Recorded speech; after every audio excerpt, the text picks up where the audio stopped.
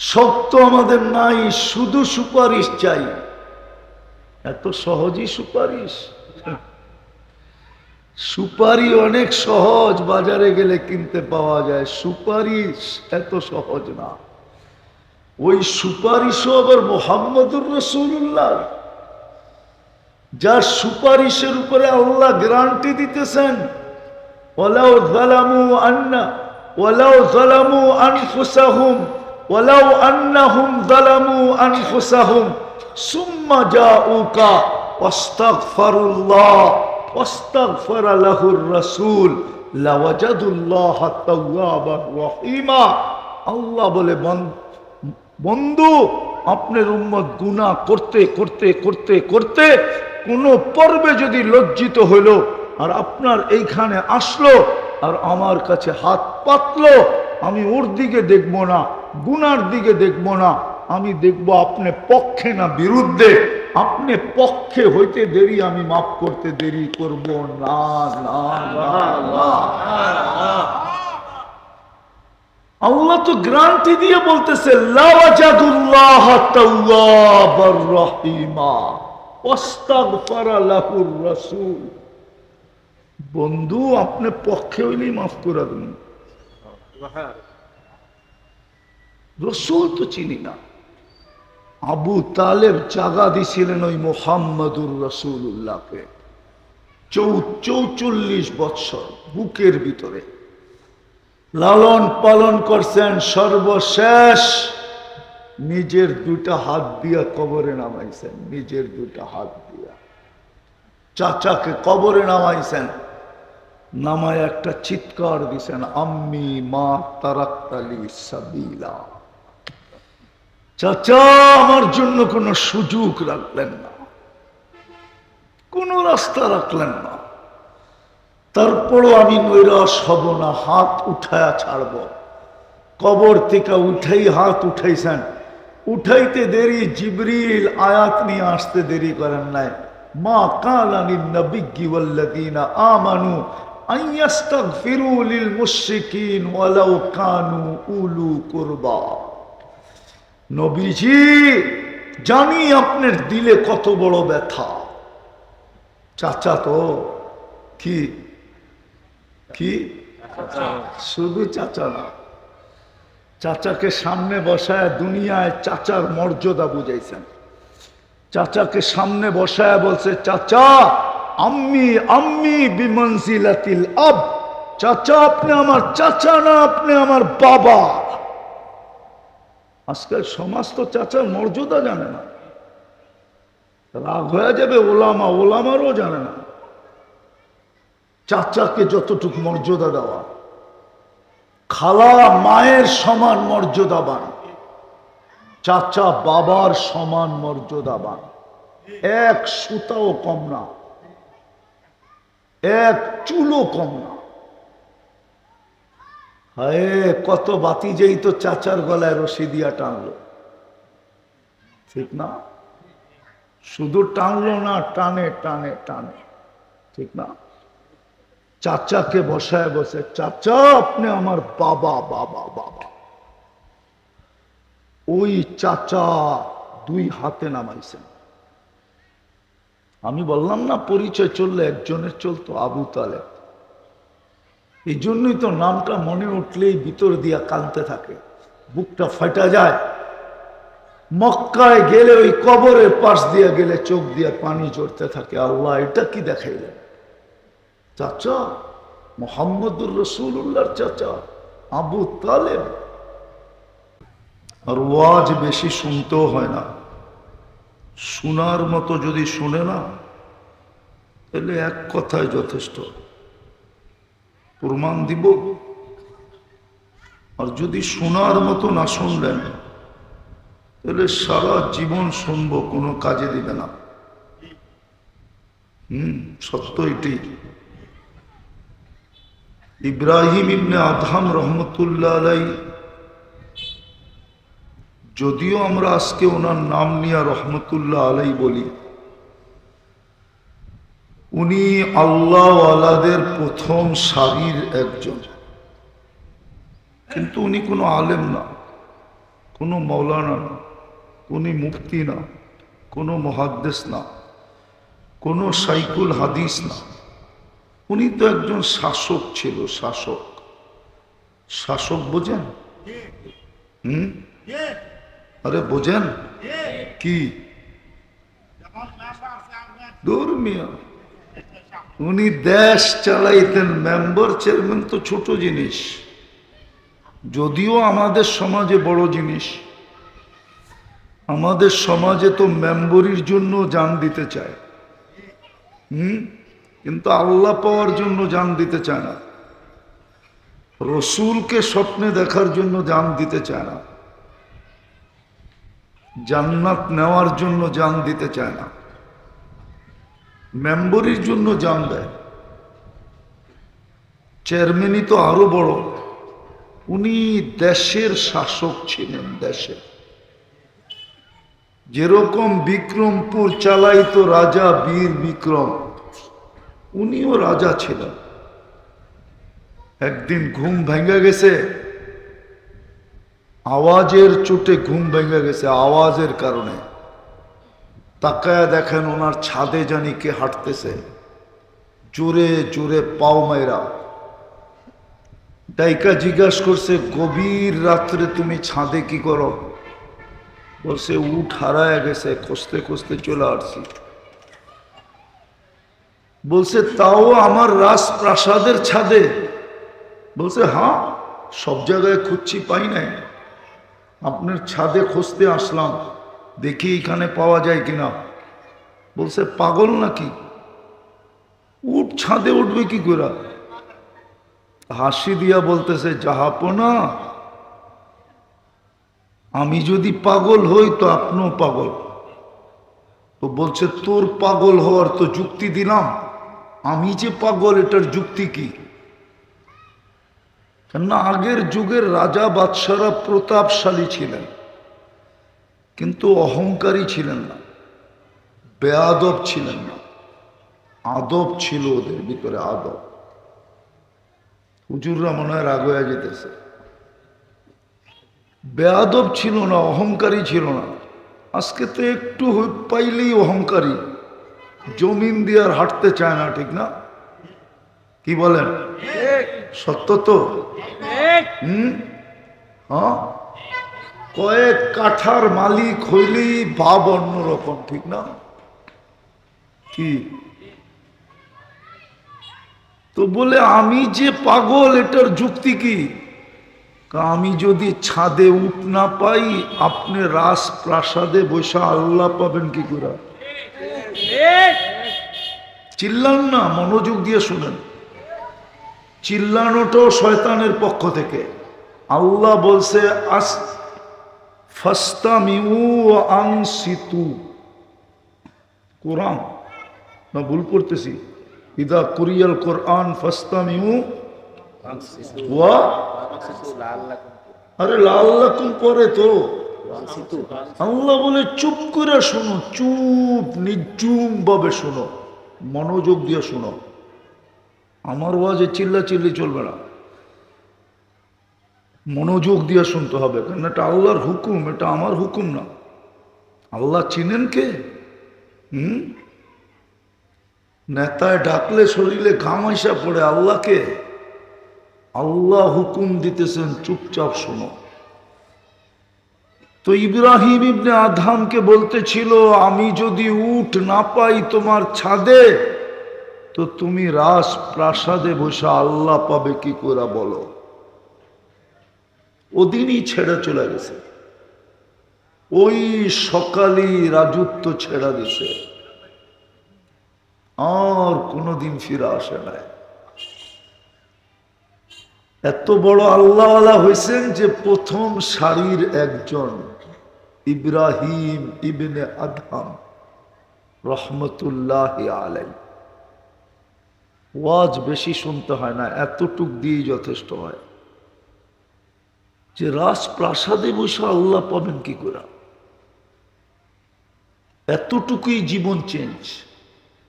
আরেকজনও আছে, মালিক ইবনে দিনার রহমতুল্লাহ আলাইহি। এখন তো কাগজের মালিক হয়েই জমিন দিয়ে হাঁটে না। কাগজ বোঝেন কি? টাকা সব কাগজের তৈরি। মালিক ইবনে দিনার, দিনারের সন্তান ছিল, আল্লাহ সোনার টাকার পাহাড় দিছিলেন। ডেলি কোটি খরচ করতেন, কোটি, নিজের চাকচিক্যের জন্য। একটাই মেয়ে ছিল, 6-7 বৎসরে মারা গেছে। স্বপ্নে মেয়ের সাথে দেখা হয়েছে, তো মেয়ে বাপার এইখানে ধরা বলছে, বাবা এখনো তো কি তোর ফিরে আসার সময় হয় নাই? এখনো কি তোর ফিরে আসার সময় হয় নাই? ঘুমের থেকে উঠতে দেরি, সব ছেড়া দিয়া হায় হায় আল্লাহর তালাশে বাহির হইতে দেরি হয় নাই। মালিক ইবনে দিনার এখন প্রথম সারির একজন, রহমতুল্লাহ আলাই। অল্প ওয়াজই যথেষ্ট হয় যদি শোনার মতো হয়। আর যদি সারা রাত্র শোনেন কিন্তু শোনার মতো শুনলেন না, তাহলে সারা জীবনে কাম হবে না। যাক, আমি যেটা বুঝাইতেছিলাম, এক বিষয়ে দুনিয়ায় কোনো মতবিরোধ নাই। যে আল্লাহকে মানে না তার ভিতরেও বিরোধ নাই। যে বলে গড ইজ নাথিং, নাউজুবিল্লাহ, আল্লাহ বলতে কিচ্ছু নাই, ও এটাতে বিরোধ করে না। সেটা হলো মৌত। সেটা কি? আমরা সব মৌতের যাত্রী। মনে হয় বোঝেন নাই? আমরা সব মৌতের। কার মৌত কখন আসবে কেউ জানে না। মৌতের কোনো সিরিয়ালও নাই, বয়সও নাই। যে বড় আগে যাবে, ছোট থেকে যাবে, কোনো সিরিয়াল নাই, কোনো বয়স নাই। যেই কোনো বয়সে মানুষ মরতে পারে। এখন জন্ম নিছে, এখনই মরতে পারে। আর হাজারো মরে ডেলি। জন্ম নেওয়ার সাথে সাথে মৌত। কিন্তু আমার প্রশ্ন হইল আপনাদের কাছে, আমার কাছেও আমার প্রশ্ন, আমাদের প্রস্তুতি কতটুকু? কতটুকু প্রস্তুতি নিলাম? সারাদিন ভোগ তো করলাম ওনারটা, সারাদিন কাঠটা ভোগ করি। সারাদিন ভোগ তো করলাম ওনারটা। যুবকও তো সারাদিন ওনারটাই ভোগ করে। সবাই তো ওনারটা ভোগ করি। বলবেন জমিন দেয়, উনি দিলে দেয়। যদি বলবেন গাছে দেয়, ওটাও উনি দিলে দেয়। বলবেন ব্যবসায় দেয়, ওটাও উনি দিলে দেয়। উনি উনি উনি আরে বুঝছেন আমার কথা? 24 ঘন্টা তো ওনারটা ভোগ করি।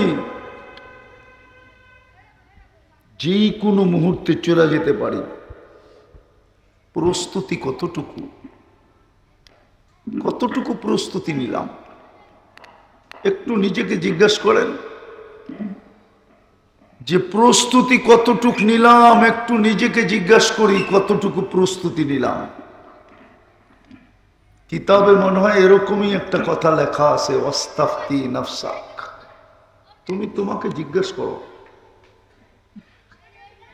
কিতাবে এরকম একটা কথা লেখা আছে, ওয়াস্তাফতি নাফসাক। তুমি তোমাকে জিজ্ঞাসা করো প্রস্তুতি কতটুকু। যাত্রী তো আমরা, ওই জিনিসের যাত্রী যেটার ব্যাপারে দুনিয়ায় কোনো মতবিরোধ নাই, মত পার্থক্য নাই, মতভেদ নাই, কোনো মতভেদ নাই। যে আল্লাহকে না মানে সেও মৌতকে মানে। কসম খোদার। একটু ভাবেন প্রস্তুতি কতটুকু। কালকে এই চেহারাটা কি করে দেখাবো?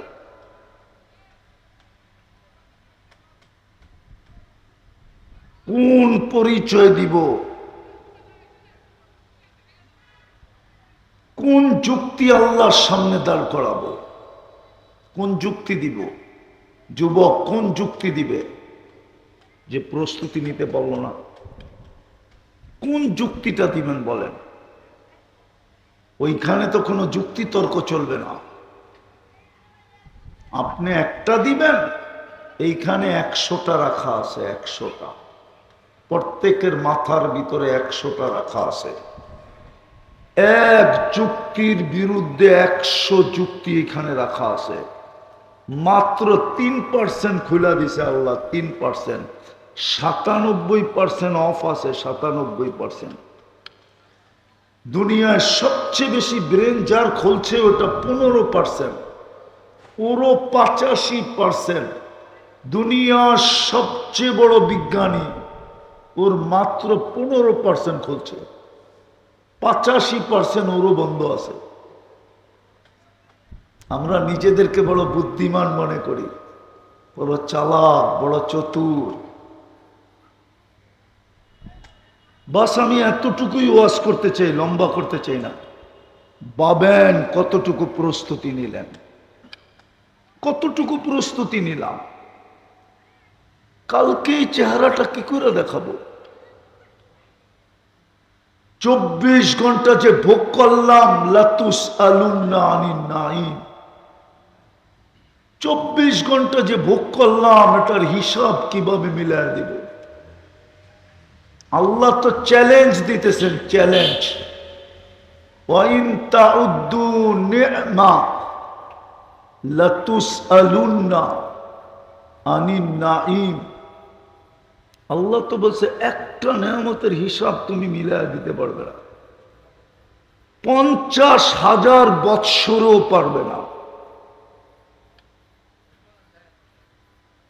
আমি দেখাইতেছি দৃষ্টি কয়টা নেয়ামত? হ্যাঁ, একটা তো, একটা না? শ্রবণ শক্তি, বাক শক্তি পারবেন? এই পর্যন্ত কতবার দেখছেন মিলায়া দিতে? কেউ পারবেন? ওই চেয়ারম্যান সাহেব পারবো না?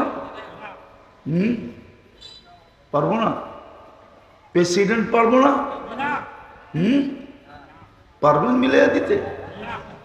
হুজুররা পারবো না? কতবার দেখছেন? কি কি দেখছেন? কয়টা ক্যামেরা দিয়ে দেখেন? 2 চোখে 26 কোটি ক্যামেরা। কয় কোটি? 13, 26। যুবকরা যখন ছবি তোলে না, তো মোবাইলে ফ্ল্যাশ হয়, ফ্ল্যাশ, বাতি জ্বলা ওঠে। আমরা যখন তাকাই তো 13 কোটি 26 কোটি ক্যামেরা একসাথে জ্বলা ওঠে, একসাথে। তারপরে আপনি দেখেন, মিলায়া দিতে হবে, মিলায়া 50,000 বৎসর পর্যন্ত দাঁড় করায় বলবে মিলা। তারপরে আপনি স্বীকার করবেন মিলে না, তখনই বলবে কাফা বিনফসিকা আল-ইয়াওমা আলাইকা হাসিবা। তোর সিদ্ধান্ত তুই বল কোথায় যাওয়ার যোগ্য। তখন নিজেই বলবে বাম দিকে, ডান দিকে না। ওয়া আম্মা মান উতিয়া কিতাবাহু বিশিমালি। আমি শেষ জায়গায় চলে আসছি, লম্বা আর করবো না, এতটুক বুঝলেই যথেষ্ট। কারো ভিতরে মতানৈক্য নাই মৌত নিয়া, আর আমরা সবাই মৃত্যুর যাত্রী, যে কোনো মুহূর্ত করতে পারবে। কিন্তু প্রস্তুতি কতটুকু, কোন চেহারা নিয়ে দাঁড়াবো? 24 ঘন্টা যে ভোগ করি, কালকে প্রশ্ন করলে উত্তর কি দিব? আম্মা বিনিআমাতি রাব্বিকা ফাহাদ্দিস, এটাই তো বুঝাইতে চাইলেন। উমর রাদিয়াল্লাহু তাআলা আনহু তো এটাই বললেন, হাসিব ক্বাবলা আন তুহাসাব, তোর হিসাব করার আগে তুই হিসাব করে মিলায় রাখ। কতটুক প্রস্তুতি। রাগ হবেন না, কি পরিচয় দিবেন গাজীপুরের মানুষ?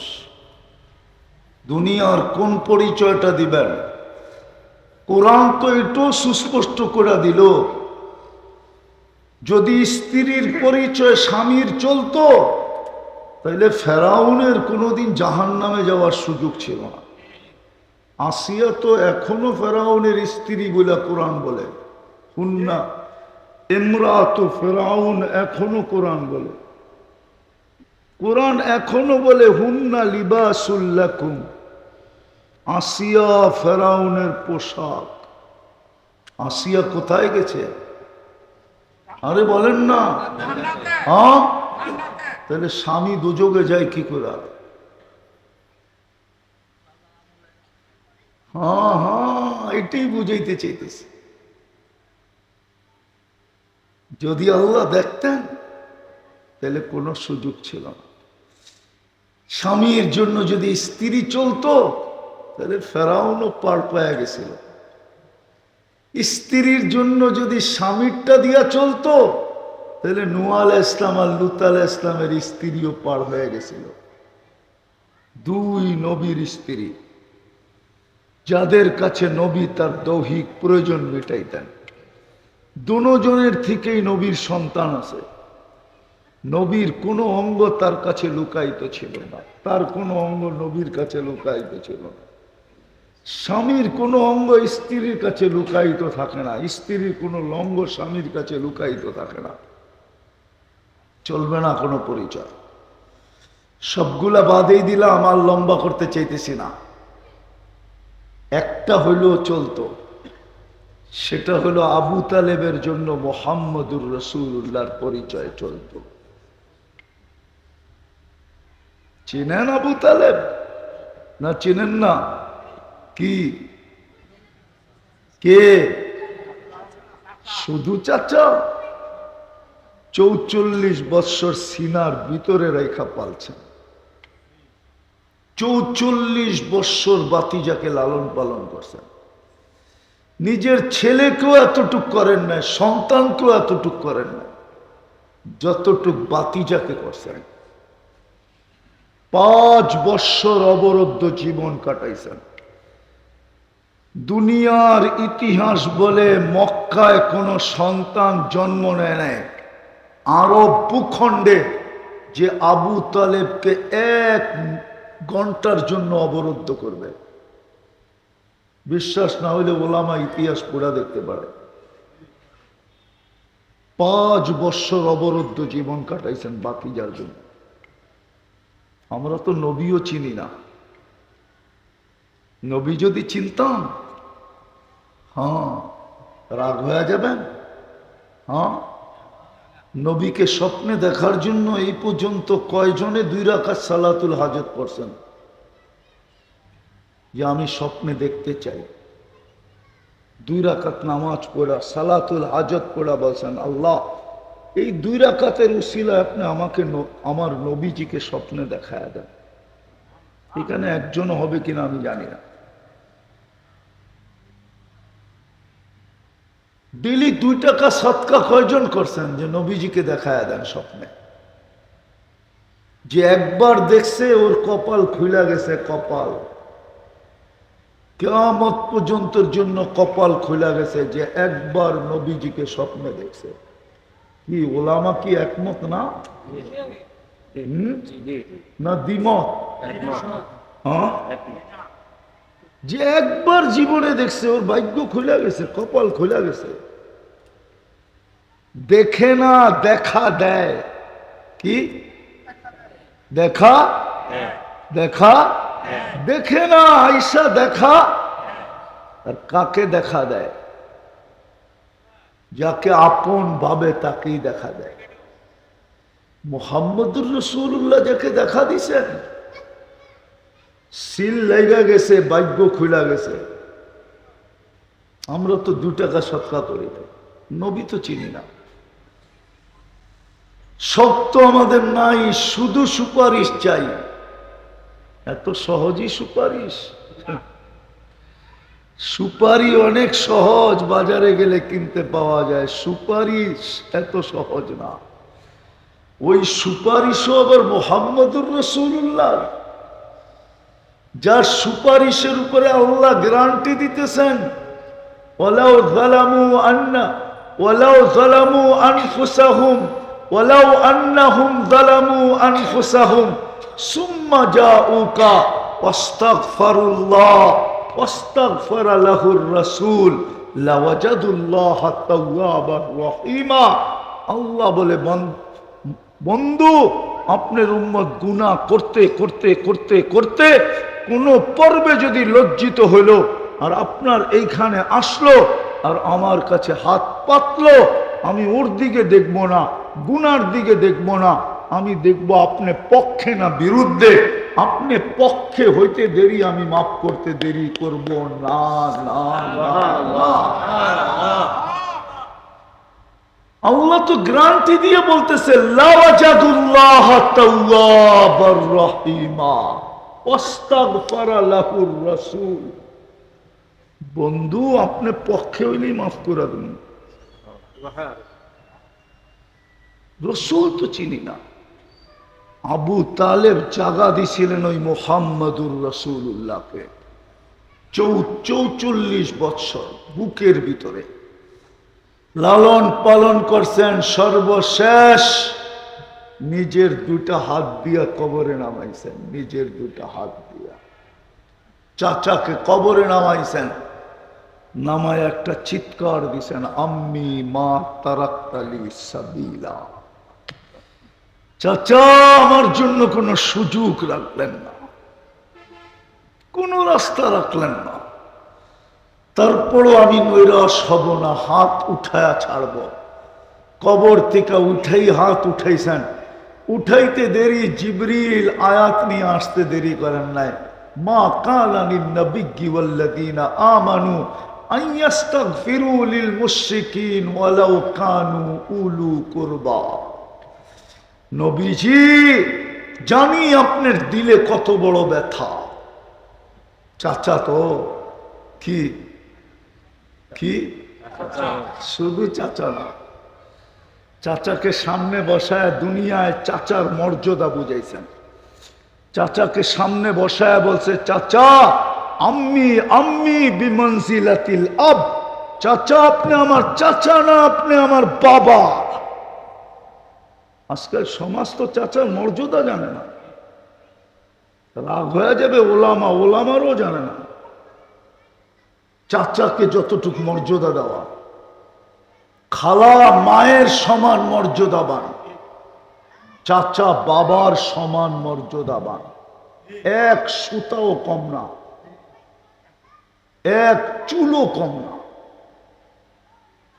হায়, কত বাতি যেই তো চাচার গলায় রশি দিয়া টানলো, ঠিক না? শুধু টানলো না, টানে টানে টানে, ঠিক না? চাচাকে বসায় বসে, চাচা আপনি আমার বাবা বাবা বাবা। ওই চাচা দুই হাতে নামাইছেন। আমি বললাম না, পরিচয় চললে একজনের চলতো, আবু তালেব। এই জন্যই তো নামটা মনে উঠলেই ভিতর দিয়া কাঁদতে থাকে, বুকটা ফাটা যায়। মক্কায় গেলে ওই কবরের পাশ দিয়ে গেলে চোখ দিয়ে পানি ঝরতে থাকে। আল্লাহ, এটা কি দেখাইলেন? চাচা মুহাম্মদুর রাসূলুল্লাহর চাচা আবু তালেব।